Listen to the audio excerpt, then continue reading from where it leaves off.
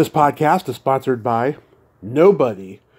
Hey dudes, welcome to Splat from the Past, the only 80s themed horror sci-fi show where things can get totally radical.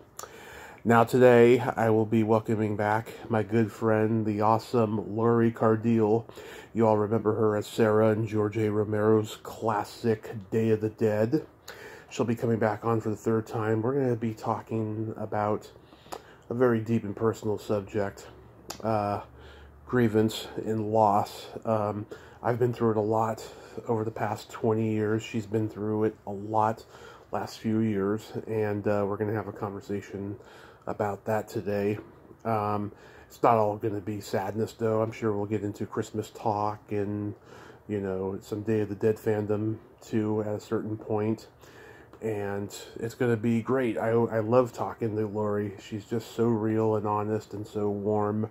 I enjoy talking to her, and I'm glad she said yes to this, to talk about something so personal and passionate that I'm sure a lot of you will relate to this and learn something about, you know, the loss of a loved one, or, you know, going through, you know, having sick loved ones, and you don't know what's going to happen. It's a really horrible thing we must face. It's inevitable, you know. But anyways, here is my new interview with Lori Cardille. Hello? Lori, Merry Christmas. Yeah. Oh, hi. How are you doing? Merry Christmas to you, too. Yes. You okay? Things could be better, but they could also be a hell of a lot worse. Why? What's going on? Just my mom's been in the hospital since October, and it's her third fall in 3 years, and hopefully she's getting out Friday, but we shall see. How old is your mom? 68. 58? 68. You're the second person. You're the second person in the last couple of days who thought I said 58.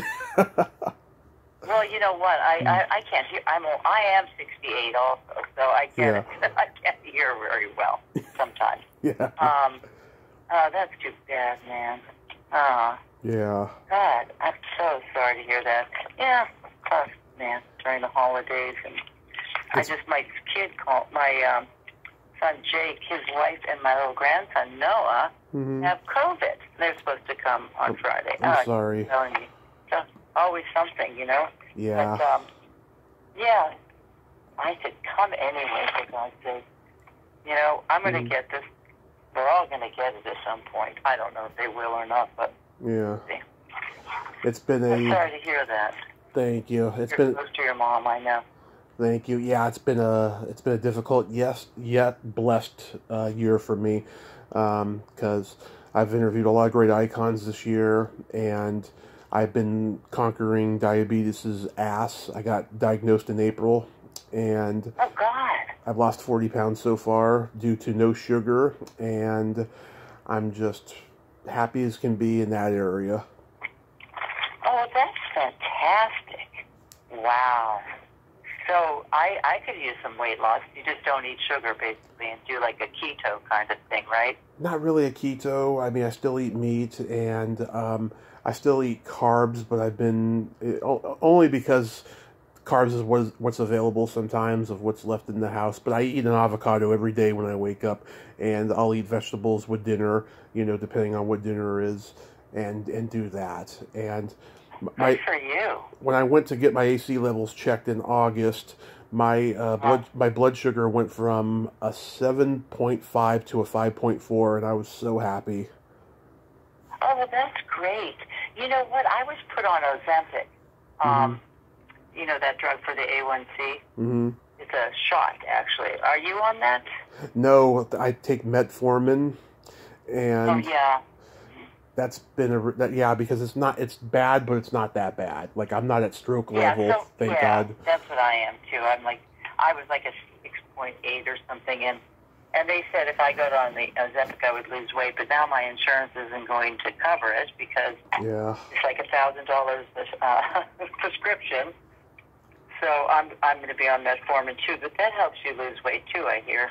Yes, it's worked wonders. Yeah. And I take this cholesterol pill before bed as well. And yeah, so that's doing good. Yeah. Getting healthy, yeah, or healthier. That's good. God bless you. Nice. Thank you. So yes, grievance and loss, is a topic that I haven't fully explored on the podcast yet. But I thought, since you've been through a lot this year, you'd be the perfect person to talk with about it. You've had a rough year too. Your mother passed when? She passed away on actually the day before Halloween, October 30th of last year, the 2021. That was only a couple days after. Oh yes. Yeah. Yes. No, not in a couple months. It's a year and in a couple months. Yeah. Yeah. Are we recording now? Yeah. Oh, I'm sorry. It's okay. It's a good thing I didn't swear too much. Oh, fuck it. Yeah, really. Okay, good. Yeah, I've had a really potty mouth here, but I know. Yeah, Mom passed in October of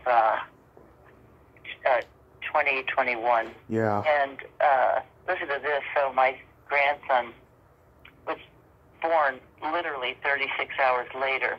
Oh. And my mom, my brother and I, and my sister to some degree, but she worked and couldn't.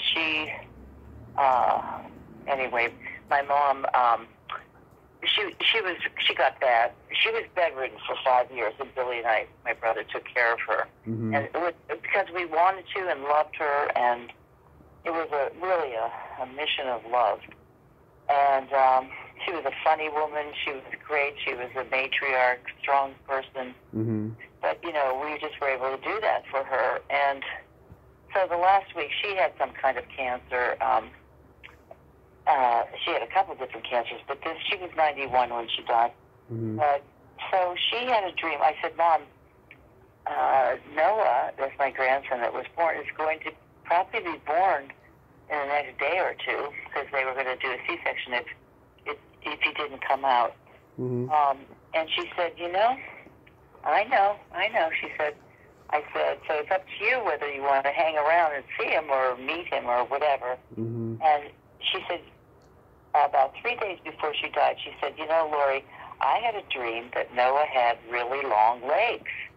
And so we were laughing, and I just felt compelled to draw this picture of this little baby with really long legs. So I drew this cartoonish, tiny little baby with frog legs. Mm-hmm. And I sent it around to the kids and my family, and we laughed, and I still have to have it, the picture of it.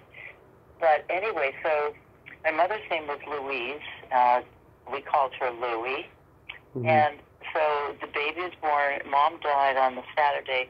The baby was born on Halloween, which was appropriate, considering my dad and myself. And so it was, okay, so the baby comes out, and the doctor's name was Dr. Louie, mm-hmm. who handed the baby, Noah, to my son, and said, wow, Noah has really long legs. So, that's pretty amazing. Yeah. Wow. God, so so powerful. My son said he almost fainted. It was zinging through his body. You know how you get scared or something? It goes, woo. Yeah. He said, oh, Mom, I almost passed out. Really, because he was very close to my mom. So that was the most incredible, mystical, experiential thing that I have ever had. And, I think sometimes the world has been between the land of the living and the dying, and we all have different belief systems, but mm-hmm. sometimes it smacks you in the face duh, mm-hmm. Maybe there is something, and I like to believe more in a Buddhist sense of possible reincarnation or whatever, because, energy is neither created nor destroyed, so there is energy that's lifted from the body. And I used to, well, let me go back for a second. Okay. Yeah, I had a lot of, I as a very young kid, was exposed to death. I guess like most kids, but I came from a Catholic tradition, and part of like the whole getting graces was to show up to funerals and honor the dead, and so I had some very sad stories from my childhood. But also, when I moved to New York, AIDS was just beginning. We didn't know. My friends were dying. And I remember they were talking about, like, 78, 79, and they were talking about some monkeypox. And it was not monkeypox, but some kind of a monkey disease. Yeah. Because there was something they were talking about. And so what ended up happening, obviously, is that all of my gay male friends passed away. So all the theater friends, all my talented friends, because they were getting this, getting AIDS, not knowing what it was. And so I think I've always felt like I wanted to make peace with death. I had a friend die in my arms once. And so when I came back to Pittsburgh, I volunteered at a hospice and worked on the unit and, kind of was part of a team that helped people pass. I've been around many, many people that have passed away at the time of their death, and part of it is just to try to make peace and understand it better. And of course, nobody ever does understand it, but you get not even comfortable with it, but I think you just learn a lot. What can I say? But when Dad died in 2016, I was devastated. Devastated. And but he said to me, he said, "How bad is it when you got out of the doctors?" I said, "Dad, it's real bad." And he said, "Well, I had a good life, Lori." And he had a strong belief in an afterlife. I can't wait to see my mother and father. And, the fact that he had said that I had a good life and he said, "I'm ready," was such a gift for all of us that loved him. And then Mom got sick, and so it was devastating. It was devastating. I've actually had a hard time this Thanksgiving. It was hard. It's never ending. Grief is a great topic that you're bringing up and talking to people about, I think. Yeah, wow. So you lost your mom just a week after we talked last. It's just so bizarre, but I guess anything can happen, at any time. But yeah, oh my God, my Nana died 20 years ago, and this year was the 20th anniversary, and I cried so much this past February, more than I had even during the pandemic, and I cried a lot during the pandemic, I'll tell you. And it just, takes me back to those 9 months I spent taking care of her before she passed. After I'd graduated high school, I was just taking care of her while my mom was working. And a lot of crazy things happened during that 9 months. 9/11 happened, and every day, she was paranoid that someone was going to drop a bomb on us. If she heard a plane go by, she was always paranoid. It was the worst time for her, and she survived the Great Depression, and she was only a little girl when that was going on. And it's just, I think that she's been, just a guardian angel on my side ever since, even with all the dark stuff I've been through since then, And you can feel her essence and presence by you sometimes? I have, yeah. I mean, I just feel like she's with me all the time, and it kills me, a lot of the stuff my mom says about her that happened, before I was even born, all the dark stuff that happened. Right. And everybody has, every family, different relationships. We've all had dark stuff in families, and it doesn't take away the love, though. It doesn't. No. I mean, stuff that that even my Nana told me when I was a kid. She spent a little bit of time in a mental institution and got electroshock therapy right after my mom was born, and she never wanted a girl. For some reason, I don't know why, and she caused a lot of harm to my mom that she's still going through to this day, but the grandma that I grew up with, I mean, don't get me wrong, I mean, she could yell, she could be tough, she could be all those things, but she was not, doing horrible things like hitting me or anything like that. Yeah.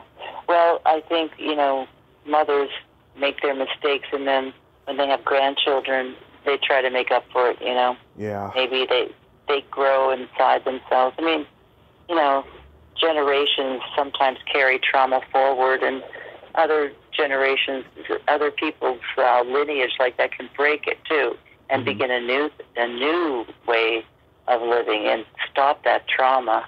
And that's always just a wonderful, enlightening thing to watch in families when people break that cycle of sickness, because it carries through families, it carries through generations, and I think each of us has the responsibility to do our own personal self-seeking, our own personal looking at ourselves for our own actions, accept responsibility for ourselves, and grow, and not blame it on this or that, but to look at yourself. And I think that that kind of self-examination can stop that behavior that other generations may have, continued on with, whether it be abuse or all kinds of things, Yeah. Yeah. So yeah, yeah. So yeah, I hit 20 this year, and it was pretty hard, and I still get really devastated about my stepdad. He died on actual Halloween of 2020, and we didn't find out about it till 10 days later. It was a really screwed up situation there, and he was a great guy for 8 years, and then after he lost everything, he just, became mean. And it makes me think, was he mean the whole time, and being, a narcissist who's manipulative, and he was, was he, abusing my mom when they were alone the whole time and I didn't even know it? Or did he really have something snap that just turned him into a bad person? I don't know. I don't know if I'll ever know that, but I just missed those first 8 years when he was great. Oh, did your mom can you talk to your mom about that? My mom will never own up to anything of her wrongdoing in that relationship for some reason. I don't know why, but it's just every time I bring it up, she's always got to bring up good stuff. She never talks about anything bad, except for when we talk about the bad stuff that happened to both of us later when he became a bad person. But she just won't open up about the early stuff for some reason. Oh, that's tough. That's tough. But you know what? You obviously are taking a lot of the pain of your family, trying to investigate it and understand it. But you've done a lot of work on yourself, obviously, and so you are changing the pattern of generations by questioning yourself and getting help when you need it, and I think the fact that you can grieve and cry is such a good thing. So many people, I think there's no right or wrong way of grieving at all. I think everybody has their path, and it's also different. It's different for everybody. I had a friend that died, as I said, she died in my arms. She went into respiratory failure. It's a long story, but I always, it's such a strange thing, because after that, it's like this. It was very traumatic, and I had to tell her family. It was just I was in the middle of this horrible situation, and I loved her very much. And so I had my grief with my friend Margaret was a little bit screwed up, and so after Jake was born, I had this postpartum depression, and it was I had to get help for that. And they also thought that not only because of the postpartum, they thought that I was still in grief about my friend, and it was unresolved grief. Unresolved grief is something that one could get stuck in the process and sort of spiral inside oneself, and that's when you need professionals to help you. Yeah. But, this feeling of deep sadness and loss, it's all pretty normal. It's all very normal. And some people, like I said, experience it differently. Some people don't cry. Some people cry all the time. Some people, I think you just have to be gentle with yourself with grief. And, we're honoring somebody that we loved. And I always say to my friends, or I said to myself, they deserve my tears. Mm-hmm. I loved them so much. They were such good people. They deserve my tears. It's okay to shed water from my eyes, and, the depth of my love just expresses itself that way. And then there's other times. A lot of people get very angry. Mm-hmm. that happens. People get just crazy mad. And, there's just all these different emotions that can happen. And I think you just can't judge yourself. Yeah. You can't judge that it's bad or good. There are a lot of grief counselors out there, too. I know when I worked at hospice, we had tremendous grief counselors. So, there are different organizations around the country that help with grief. Mm-hmm. There are organizations that help with certain types of loss, whether it's losing a child, a spouse, even a parent. Mm-hmm. There's so many different organizations out there to get help. So nobody really has to suffer alone. If they feel that they are, you can reach out and to different organizations, all you have to do is look online in your area, and you'll find those things. And I've done some of that, too. I've had to do some of that at times, just to be around people that I thought, that were... Because sometimes you feel like you're in your own world, and that you see the world sort of going on around you, and you're wondering, wow, I am in a different space, different space in the world. And what I always found so strange is, like, after Margaret died, it was so weird, coming from this very traumatic thing. And then I went back to my apartment, and it was, it's like, now what? Do I, do the dishes? I mean, it's just such a strange thing to kind of get back into the mundane of life. It just, especially in the beginning of a trauma like that.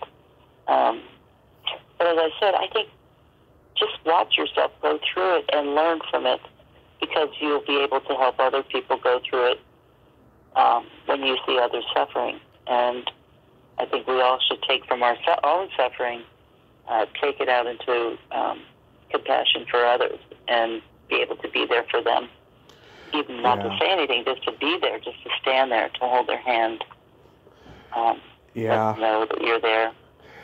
I think a lot of women are brought up a certain way, and they get kind of uncomfortable when men are vulnerable and they express their emotions. I feel like I fall into that category. I've been in that situation where like women are surprised that I'm so sensitive and vulnerable, and I don't know what they're thinking or feeling, but it just doesn't seem like it's 100%. They're like 100% at ease or anything. Well, it really doesn't matter if somebody's not at ease with your grief. It doesn't matter. Yeah. If people don't get it or don't understand, it's their problem, not yours. And you go where you can get the understanding. The fact that you're willing to be vulnerable to people and to these women, whoever, your friends or whatever, their reaction has nothing to... Their reaction is their reaction, and there's nothing to do with you. Just feel comfortable with your own honest grief. Right. And find people that understand it. Oh, I'm very lucky. I have a lot of them who understand it. But I was just thinking about that the other day, about how, about how certain women are brought up with that. They're expecting men to be so macho, Yeah, I don't know. Yeah, that's sad. Personally, I mean, my father was a very emotional man, and I think it's that the person is stronger if they can cry, in a sense, that they can, I think they're ahead of the game in some ways because they're not repressing their feelings. I mean, like I said, some people don't cry, and that may just be who they are, and that's okay too. But to judge other people for crying, It's not a cool thing. That means that they are so uncomfortable with themselves on that level, I think. Yeah, but I always looked up to my dad for being... And, it's funny because when I played the character of Sarah Bowman in Day of the Dead, George Romero's film, the character is holding it together all through the movie to be strong, or at least her vision of what strong is. And at one point she breaks down and can't hold it together, so to speak, and just loses it. These terms that we use are so funny because loses it and holds it together and what is strength. And I think that moment when she breaks down and is able to be vulnerable and let her guard down, those vulnerable moments, I do believe that is strength. That is strength. So what you've done and what you're doing, keep living the way you live and never apologize for who you are, especially around grief. Yeah. It's weird because, I've become so used to my mom, not being around. I talk to her every night, on the phone and stuff, but I've become so used to her not being around that it's gotten me thinking, in a couple of years from now, 10 if we're lucky, I'm going to have to just get used to this because her time will be over, and it saddens me to think that, but it's inevitable.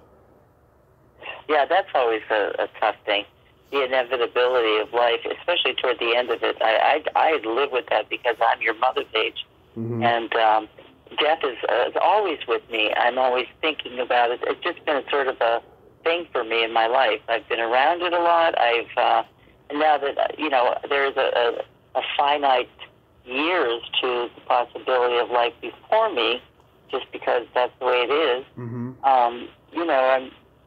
there's a process of, curiosity, fear, mixed with gratitude for a life, a beautiful life, a life that's a hard life, or, but it's all beautiful in the sense that you've grown and you've become wise, and there's a lot of gratitude in that. But it depends. It depends on the middle of the night, if it's the middle of the night or the morning, or if you're sick. These things are just human, and we all have them. It's just that some people ruminate more and think about these things more. And that's the way it is. Some people don't think about it. Just go on and do their life. I'm just scared of being alone because, I don't have a wife or kids. My dad's health isn't great either. He's 65 and he's got heart issues. My brother, he hasn't been to a doctor in years because he doesn't have insurance anymore. I'm just scared of being alone. That's my biggest fear. Yeah, well, of course. I mean, it seems, everybody's afraid of that, right? I mean, but to live in fear of the future, like that it hasn't happened yet, is a kind of a mental exercise of bringing yourself back to the present, because it's not happening now, and we can torture ourselves with that. Because what I thought I would never be able to, because I'm so close to my mother and father, and my family were very, very close, and I used to say to my mom, I won't make it. I can't do it. I just can't lose you, And she said, "Oh, Lori, you'll be able to," And and when it happens, it's not what you expected. It's sad, and you go through the emotions that you go through, but it's never what you think it would have been. It's never. So, I'm your friend. I'll be around. You'll have other friends that are around, in times like this. And I think having sort of a spiritual, and I use that word loosely in a way, I'm not talking about religion, but some kind of spiritual connection that you develop with whatever religion you want to develop it with, or with whatever way you want to develop it. I've been a meditator since the late 70s, So that's been a great practice for me. Mm-hmm. But there are ways to connect to different groups, people, and to develop your spirituality, as I said, whatever that means to you, because we're all individual snowflakes with that. And I think there's no right or wrong way. This idea that my way is the only way, and I just don't believe it. Mm-hmm. There's so much evil that comes from that. You can just look at the world now. It's, my religion is I'm the right one, and you do it this way, and creeps into politics now. It's just disgusting, really, because they've lost the meaning of what is good and the meaning of compassion for your fellow man. Yeah. I'm sort of waxing philosophical here. Yeah. But, that's what I want. Yeah, well, here we go. It's like but it's not a downer. There's a lot. There's, in a sense, it gives you a full, rich life that brings you to wisdom. And I didn't feel the way I feel now as a 68-year-old woman, having a lot of loss, a lot of tragedy in my life, and surviving it. I feel so full. I feel so grateful that, I really have lived a life, and I've had the opportunity to live a life, and I've had the grace of and the privilege of not dying young. I've lost many friends when they were young or little or high school, and and here I am still. And if I live in gratitude, I don't feel as alone. And that feeling of loneliness, you'll be able to find friends and other ways to do it. You're a strong person, and you'll get through it. And because you're able to feel, and we're never really alone, right? I guess not. Really, you'll be okay. You'll be okay. Because like my mom said, "Oh, Lori, you'll be okay." And I am. I just need to stop thinking about it until it happens. Yeah. I think I said I need to stop thinking about it until it happens, because I'm just like my mother. I think too far in advance, like she does. Yeah. We all do it. I think everybody does it, right? It's just that you have to just give yourself a mental note at the moment. It's like an awareness that you can develop. It doesn't mean you're not going to think like that. I mean, it's the way your mind works. Most of our minds just are in a pattern. And it works that way. And it's really, the idea is to become aware of what our mind is doing. And once you're aware, here I go again. Just bring yourself back. Just touch the table that's next to you, or, feel your feet on the ground. It's okay. You're going to continue to think like that. Just human nature. But it's the awareness that you are thinking like that, and the ability to say, okay, here I am right now. Over and over and over again. Practice. That's why meditation is a good thing to do. Yeah. It teaches you that. In the summer of 21, when my friend Katie passed away, she passed away very bizarrely, and I was really sad the whole summer because of it, but I feel like she's an angel for me as well. Yeah, she and a couple other people we know, they stole a golf cart while they were drunk, having a good time, and they were riding in it, and then a truck came, and she got killed in it, and the others survived, and one of them got out and ran away before the crash even happened, which pisses me off, that she was just being so callous to let them get hurt like that. But she was in a coma, and I guess they pulled the plug, and it made me so sad, because I had 11 great years with Katie. I could tell her any dirty joke, and she would have this infectious laugh and this great smile, and she was just so gorgeous. She just was a gorgeous, gorgeous woman, and she had a kid who was like 5 years old, and I just feel so bad for that kid. How are they doing? How's he doing now? I'm sorry? How is the child doing now? I don't know. I don't even know who has him. Maybe her ex does. I don't know. But I just hope that kid is okay. Oh, do you believe in prayer? Oh, yeah. I mean, I've been putting on Facebook, for the last couple of months, please pray, daily and stuff so we don't experience anything, more horrible than it already is, Mm-hmm, mm-hmm. Yeah, everybody has their thing. Prayer, setting good intentions. We all cope. There's so many ways to cope, right? So many different things to grab and do and think of. And as I said before, we just sort of develop those things, and they accumulate through life, Mm-hmm. Sometimes I think that religion, though, is such a, it can hold people down. It's a good discipline to a degree.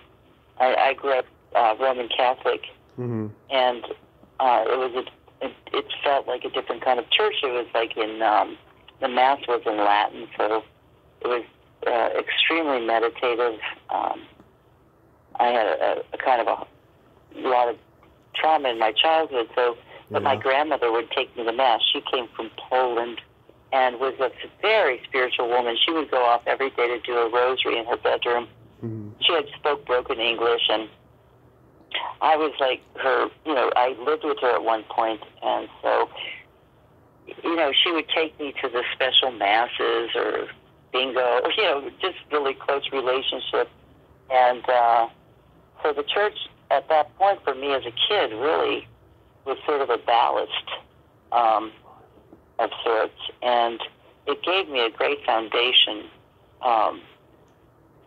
in a sense of wonder and possibility, and but then when you continue to study and you see people using religion as a weapon, Mm-hmm. or I just can't go there.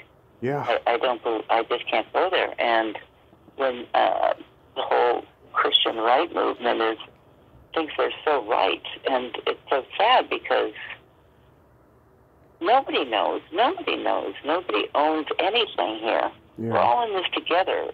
And if people want to be Christ-like, then act like him. Mm-hmm. Be open. Mm-hmm. Take your fellow man in. Forgive. It's so obvious, and yet so many people have become almost evil in it. Mm-hmm. What's happened to the church? I mean, the Catholic Church, and they, like I said, the Christian right and these mega churches, and I'm being very judgmental here, but this is my opinion, and Yeah. if I would see somebody that had this kind of, if they were being mean, or spouting hatred, I would call them on it. You can't hide behind your religion when you're spewing hatred, even if you think that that's the right thing to say or do, because, it's just so obvious now, especially in America and politics, how sad Christianity has become so twisted. And there's many different cults also. In the Catholic Church, there's a cult called Opus Dei, which is extremely conservative. Yeah. And trying to enter politics, like the Supreme Court justices are Opus Dei. They believe in self-mortification, doing all this pain for their religion. Mm-hmm. And they're very singular focused on politics, which a lot of them, which is, I think they should start paying taxes. Yeah, I think so too. Yeah, pay taxes. And, the other thing is I was abused as a child by my uncle. Mm-hmm. I wrote a book about it, and called I'm Gonna Tell. Yes. And, when all the priest stuff came out, it was the priest abuse. And it happens in every organization. It's not just the Catholics. It's just, it's every organization. It's everywhere. And, we see it now. But I think of my grandmother, giving her little pennies because she was poor came out of depression, came from Poland. They were peasants. My family worked their way up in the work world, but, you know, basically very simple people and poor, and yet, you know, gave money to the Catholic Church. And it breaks my heart when I think of, you know, all the sins that were in the church, all the lies, and expecting the parishioners to be the ones to carry them financially, as well as, you know, just not being who they say they were, who they are. There are a lot of great priests and nuns. I a lot of had hucksters. a education, yeah. I love some of my friends that are nuns and priests. They're good people. But I was it gets screwed up. I was raised Catholic and never had any experiences like that. Neither did anybody in my family. I mean, they had their own, you know, molestation cases, but nothing related to the church.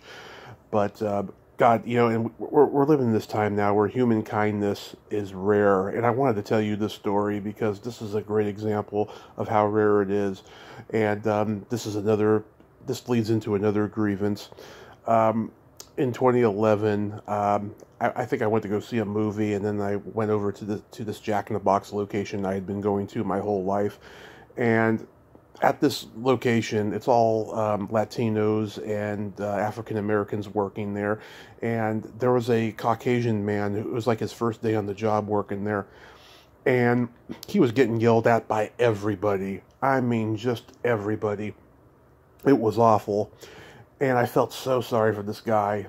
And, you know, it was my turn, and I said to him, the first day, and he's like, yeah, oh my God, this is awful. I can't believe this.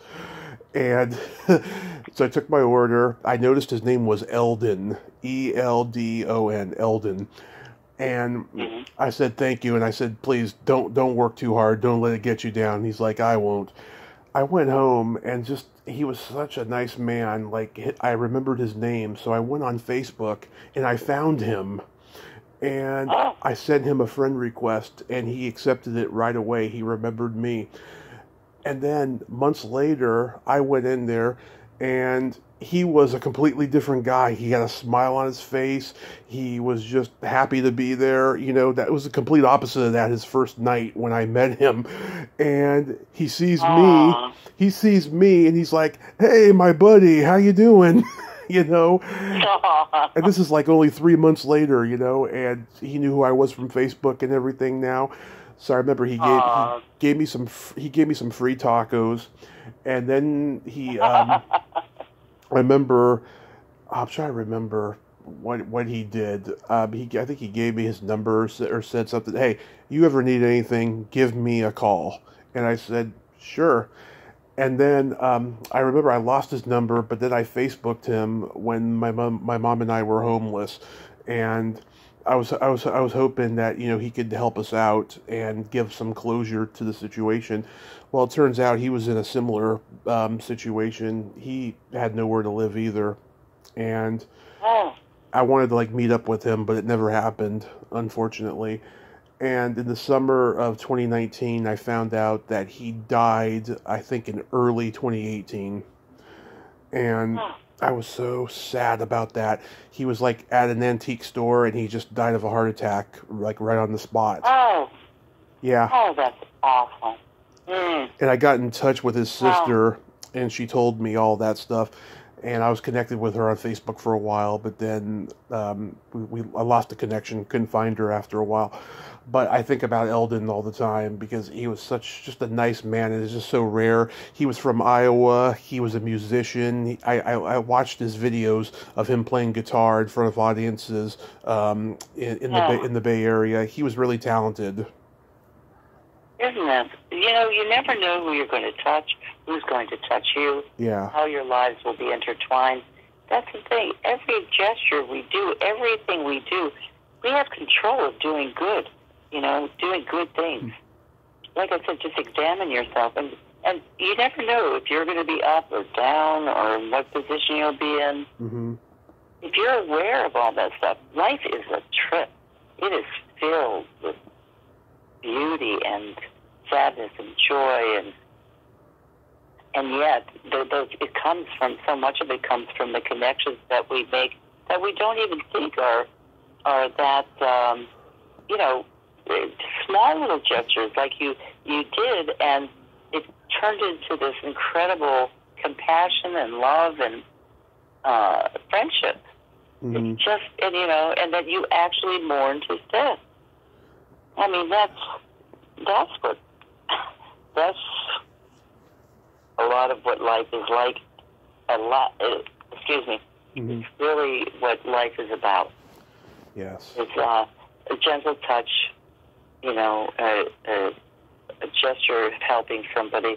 We can't save the world, but we can be present in each moment that we're in, mm-hmm. and aware of other people's suffering because you've suffered, Mm-hmm.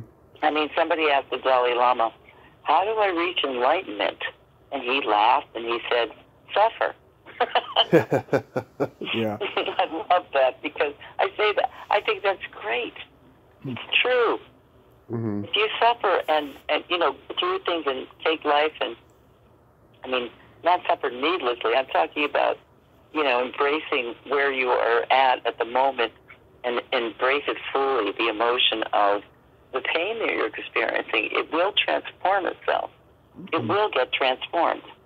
It's when we kind of run away from it, use drugs or alcohol or mm-hmm. whatever to get outside of the pain. That's what. So much better to walk through it, awake, and transform. It transforms then. We're just postponing the process by, trying to run away from it. That's what my mom was doing, after the breakup with her ex, for this, in 2018, and she started drinking, and the second fall is what led to her stop drinking, and it was awful. And my mom Just recently, the second fall. Yeah, the second fall was in July of 2020, and this third fall, was back in October. And she had just gotten back from visiting my uncle. He's not doing so good. He's 75, and he's had liver issues last few years. And he's hanging on is what he's doing. But going to visit him, it was the happiest I'd seen her in quite a while, and I'm glad that she got to see him. I hope it's not the last time, but you never know. Is your mom still drinking? She hasn't touched a drink since her fall. She's been taking pain pills and stuff since, and that's not been good for her either. But she hasn't touched a drink since the fall. Mm-hmm. Oh, that's good. Well, that's another whole subject of what is alcoholism. What is alcoholism? And we could talk for about maybe a month about that. Yeah, I just want to say this. I've been sober 7 years since my accident, and I've just never been happier. That during the last year that I was drinking, I wanted to die. I just couldn't face what we were going through with being homeless and going from job to job, and then the death of my best friend and all of that stuff. But that accident was just the best thing that ever happened. Well, isn't that the truth? Isn't that, that's what I mean. These things tragedies can transform us. Mm-hmm. And we can take them with us. And like I said, have gratitude and be able to have compassion, more compassion for our fellow man. But, that's,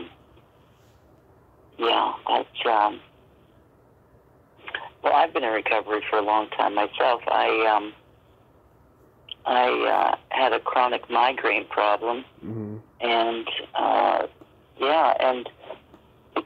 it's many years. It was very late. It came on me late in life. Yeah. People didn't know that they gave you a drug called Furanol, and they didn't realize that it caused rebound headaches, and so you would end up taking the Furanol. They said take it the first sign of getting the pain, and then you did, but like I said, they didn't know about rebound headaches then, and mm-hmm. so you were in this vicious cycle. But I'm in a recovery program for many, many years, and I don't take anything for granted, and, I work a program, a 12-step program. That's what my brother's doing. Yeah, we had to have him locked up for a little while because the drinking just made him psychotic temporarily, and now he's changed, and he went through a program, and he's doing so much better. But my mom, she's been trying. She went to Zoom classes of AA, and just, I don't know, she was having a hard time with it. And thank God, she hasn't touched a drop. But she just couldn't handle, all the mind talk and everything of AA. It just wasn't for her. Mhm. Yeah. Well, there's different ways that people get sober. And, there's different theories on what is the best way. And they're learning so much more about the brain and addiction. And the hereditary factor. There's just so much science around it now. The more I learn, the more I grow, the less I know, honestly. I feel like, it's lifelong learning and being open to learning and being able to sort of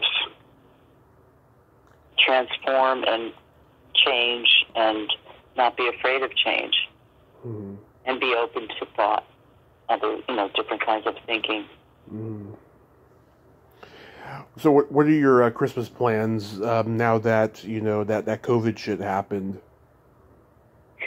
Yeah, well, I'm looking now at my Christmas tree. It's beautiful. And my husband is Jewish, but he always had a Christmas tree for his family. Yeah. And so, our children are very spiritual kids, They're open to all kinds of things and religions and thoughts. And, and so we have a Christmas tree that I'm looking at. And my kids are going to be coming in, hopefully, the 23rd, which is a couple of days from now. Yeah. And luckily they got 10 days off. And my son and his wife and my grandson Noah, they're coming in. And Katie's coming in, my daughter. And I just can't believe how much fun we're going to have because we're, as I said, my family of origin, we were very close. And my family now, we're very close. We're very open to each other, and when one is down, we kind of drag them along, whoever it is, but we definitely all take turns. Oh, dear. Yeah. Are you doing well now? Are you doing okay as far as, you have a place that you're living and everything's okay? Not 100%. I mean, my brother lost his job last week, and we're freaking out about that. My mom, she's going to be going to court for the first fall because she's suing her job. I can't talk about that, but if a miracle happens, then everything will be fine next year. But I'm just, taking it one day at a time, creating content with these great interviews. And when I'm having my alone time, I'm just, I cry out my emotions the way I can. And I'm just trying to stay positive, So, yeah. You're doing good work. I mean, this is lovely. It's lovely what you're doing, interviewing people, of their thoughts and you're just being very creative and helping the world. You're going to be okay. You are okay. But you have a place to live now, and,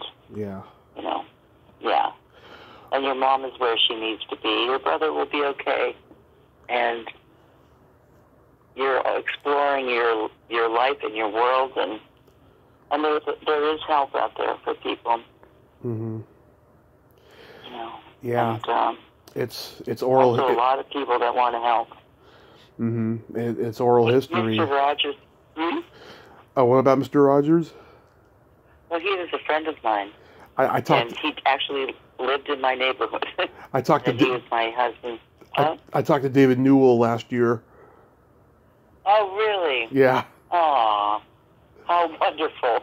Yeah, he's a great guy. He sent me the documentary about his life. I watched it, and yeah, he was shocked that I asked him about George and all the dead people that he worked with on the show, because he rarely ever gets asked about it. It's usually Michael Keaton he gets asked about the most, which I did ask him about Michael Keaton as well. Oh, yeah. Well, Fred literally lives in my neighborhood. Mm-hmm. My husband was, Fred was his mentor. He worked at WQED where they shot Mr. Rogers. And so he and Joanne were friends of mine and ours, mostly my husband through work, but then through the community and all these years, my father being in television. Anyway, Fred was a dear, dear man. And what was I going to say? I wanted to say, he always said, one time I was struggling and I saw him when I was having that depression, and I saw Fred in a chiropractor's office. He was getting his back fixed, and I was getting my migraines attended to. Anyway, I came out, we saw each other and hugged each other, and he knew I was suffering, and he said, "Remember, Lori, you're enough. You are enough." And, that just sort of seared through my soul, and I'll never forget that. But we're all enough. We're enough. And, and we'll continue to try to help each other get through this lifetime with knowledge and grace and dignity, and working toward a better existence for mankind, hopefully, that our evolution will continue in a positive way. So he always used to say, also, look for the helpers. Look for the helpers. So when you find yourself feeling lost or whatever difficulties you have, look for the helpers, because they're around. There are a lot of people that want to help, and they're probably standing right next to you, or you saw them in the morning this morning. They're there. You just have to look. Yeah, a podcast guest of mine may come and visit me for Christmas, but it's not 100% yet. She said if the snow in Canada, doesn't fuck it up, she'll come and visit.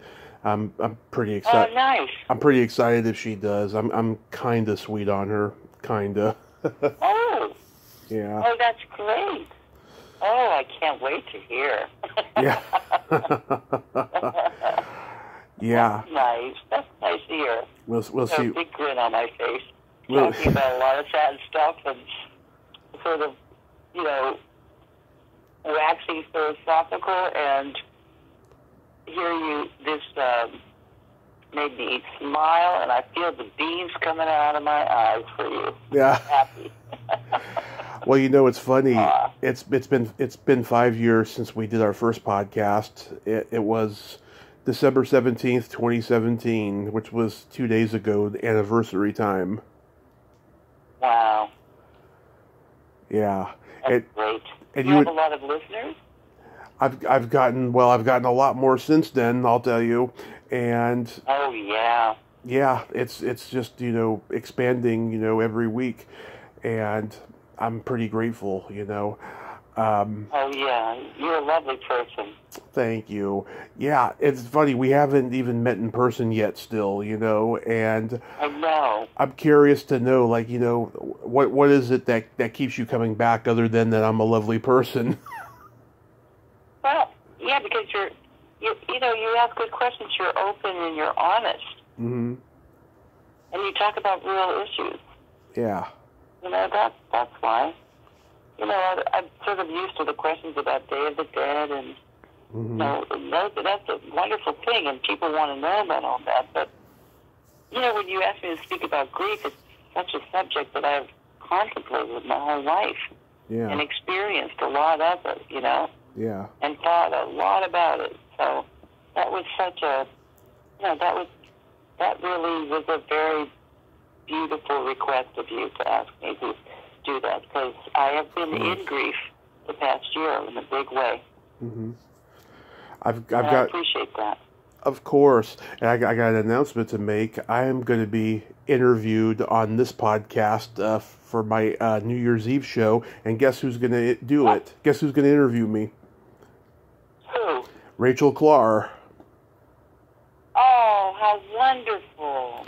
Yes. Oh, God. Speaking of grief, do you know how everybody's doing in the family? I think they're handling it well. I mean, I haven't asked her about the status of, they were trying to get a memorial done, whether it was going to be virtually or what have you. But yeah, I mean, it's hard, but they're taking it well for the most part. Yeah, I have to get a hold of Carolyn. I love them, and I certainly love Gary. See, now I'm going to start to cry here. That was a big loss.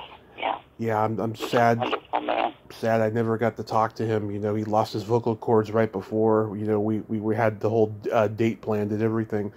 It was sad. Oh God, it's so sad. I can't believe he's gone.